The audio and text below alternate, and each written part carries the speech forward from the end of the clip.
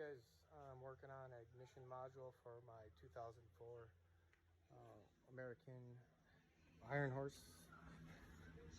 And so anyways, you have to take the back tire off. So I have that single pipe exhaust. It barely clears right here. Keep track of where your spacers are. The smaller one goes on the inside, or I'm sorry, the outside. And then the larger one goes on the inside, right here. Okay, to the ignition module, you have to take off that back plate. And this is the OEM connector. And the instructions say that it's labeled 1. 1 would be the bottom right. And then it starts again at 7 in the middle right. What I'm doing, instead of buying that German connector, I'm just cutting the wires and then I'm putting them in the little,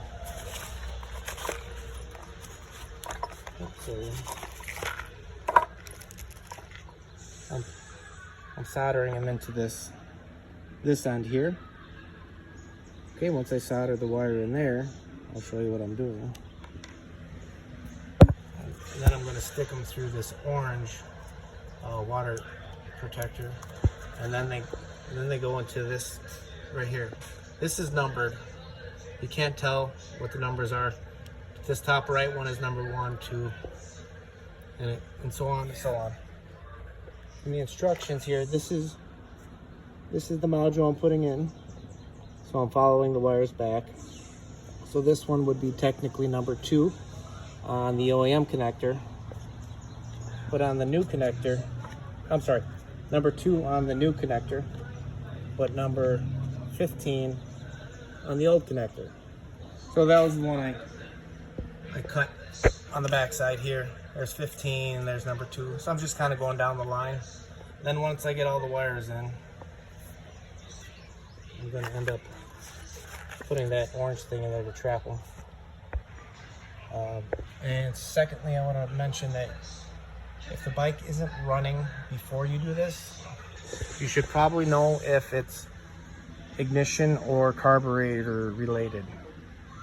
In my case, it was running, but it would cut off around 2,000 RPM. You would see the gauge up here just kind of flicker and go out after about 2,000 RPM.